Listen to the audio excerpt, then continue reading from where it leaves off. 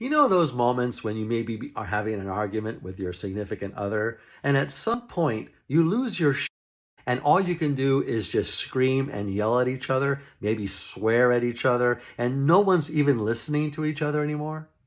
Well, that's what is known as our fight response, part of our fight, flight, freeze response, which is an evolved response from the days when we lived in caves and we had to respond to actual threats. But in today's world, it isn't really serving us to let that automatic fight, flight, freeze response kick in whenever we are faced with a conflict or a stressful situation.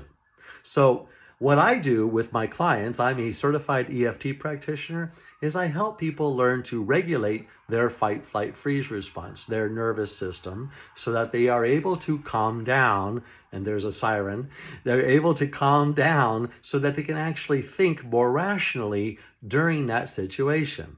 So EFT stands for Emotional Freedom Techniques, and it's often described as psychological acupuncture, but instead of using needles, you're using the tips of your fingers to just gently tap on selected acupoints that are located on the hands, the face, and the upper body.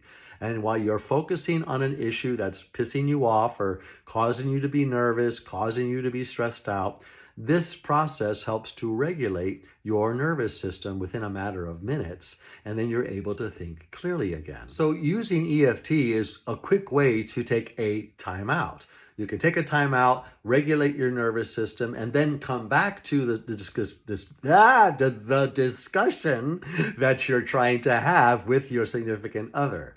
And it's much more effective to have all of your brain functioning normally when you're trying to resolve an issue that you're having, rather than fighting, screaming, yelling at each other, calling each other names, right?